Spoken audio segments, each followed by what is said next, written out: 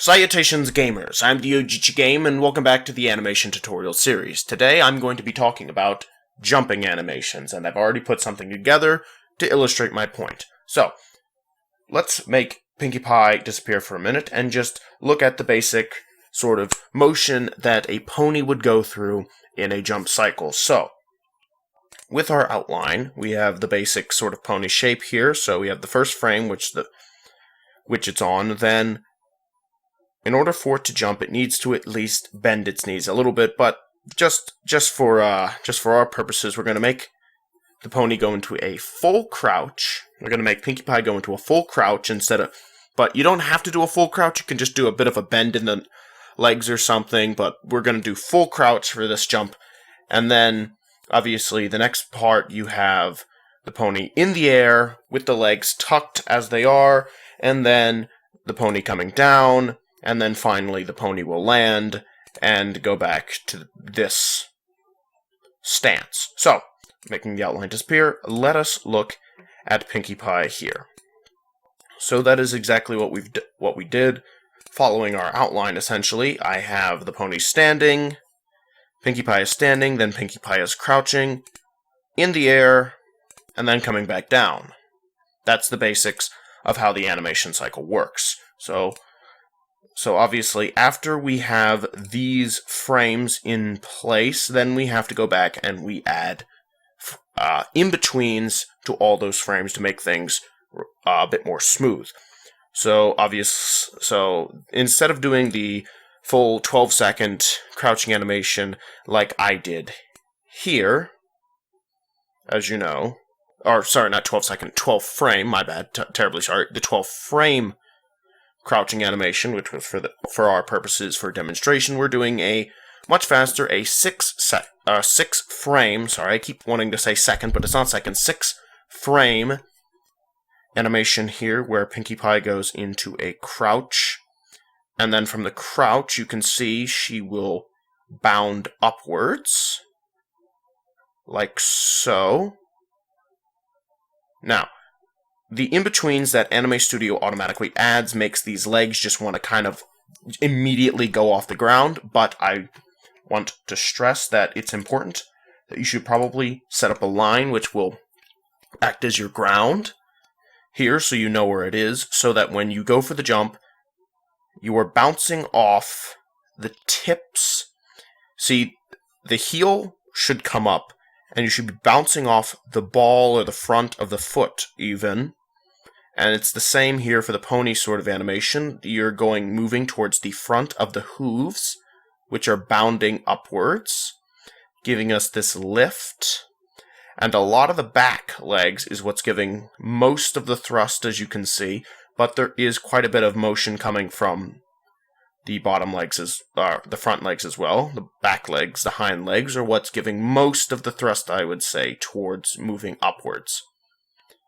Anyway, so as you can see there, so it goes into this position, and then the next step was to get the pony down into this sort of motion here. So obviously you need to create the in-betweens between here and there. And keep in mind that this point should essentially be your highest point, mostly, unless you're creating like an arch. In fact, actually, although I'm going to go back and even do this, though. Let's see what this will do if we just bring this up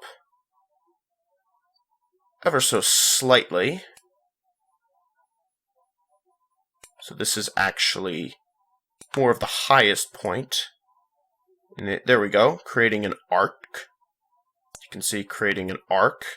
So when you have sort of a jump animation, I forgot to mention this, and it's a good time to put it to explain it now. When you have a jumping animation, wherever your pony is standing, so let's just use this frame, or actually, I'll just create a new one. The arc. So when you're jumping, you should have an arc of motion. You see, you don't just kind of jump and move willy-nilly all over the gaff. You see, there's an arc. So from where we're standing, there should be an arc of motion towards the location at which we want to land. Correct? That's how it should be.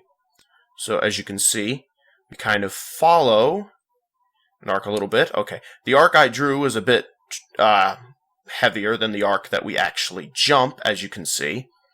But that's fine. That's perfectly fine. If that, let me draw a more shallow arc. So our arc is a bit more like that. Yeah, see? So you have an arc in which you're following. Keep that in mind.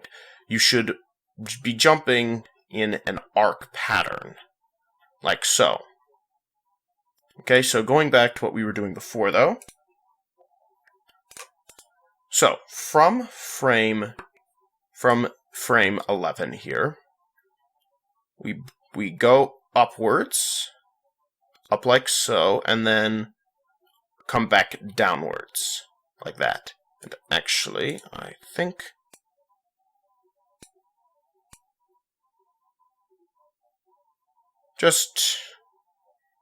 actually, yes, okay. So, we have the arc pattern, as you can see here. And again, you're going to want to work on the in-betweens, because these legs are just kind of want to... The automatic in-betweens that you're going to be given from Anime Studio, those automatic in-betweens are going to make the legs go all over the place, really weird looking. So you're going to want to go back through and add your own keyframes in the leg layers themselves, like these calves, as you can see. I've added quite a number of in-betweens between these two main frames to allow for the legs to bend in the motion that we need them to bend, and then come back and land where they need to on the ground here. And as you can see, I've sort of marked the place on the ground at which the legs, the feet, the hooves, whatever you want to say, are supposed to land and fall into place. So 18 is sort of like we're about to land, but we haven't landed, and then just 2 frames more, and we've hit the ground, but we then need to go to frame. What I've done is I've gone up to frame 25, where we are now no longer in motion at all. We have brought our legs down, and we are standing like we were in frame 1, but now we are further forward, like so, which is how the jumping should go. So, once we hit the ground, all I really did was make it so that everything just bends back into place. Like that. Mostly. As you can see, though, there's a few things that are a little off, like the tail there, which is kind of a little weird, a little bit weird. And the legs, something that you might want to consider, is actually having these legs bend in a little bit. But you don't have to, but you can bend the legs in a bit and have them sort of give it a lot more motion to it. But again, making these illustrations takes more time than I generally have anyway, and so I have to make them rather quick, but again, yes, you can add a lot more motion to this if you really want the motion. It's not 100% necessary, but it does make things look a lot more smooth if you wanted to do that. Also, keep in mind that, again, like with the crouching animation, the tail sort of bobs with the body, then stretches out as she jumps, and then comes back as it was. So there's a lot of hair motion there. And something else that you want to do is probably work on the hair here as she jumps. So the crouch is kind of slow. It doesn't really do much. Well, let me actually just illustrate that point right now, in fact. Let me go into the head layer to the hair itself. And so as we go into a crouch, let's take our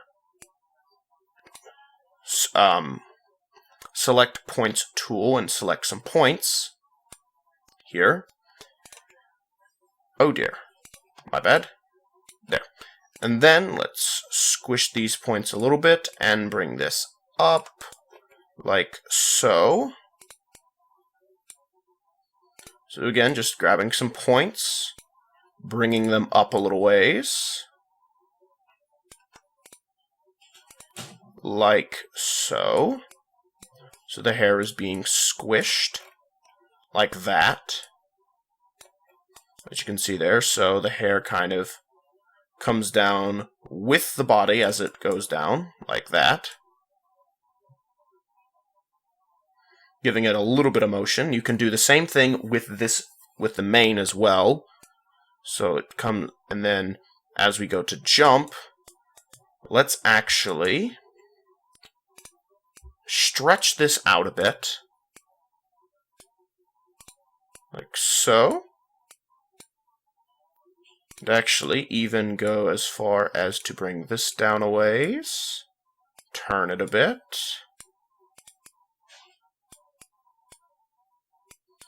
Just kind of give this its own little motion here. So as you can see, the hair should then fall sort of downwards as she's jumping.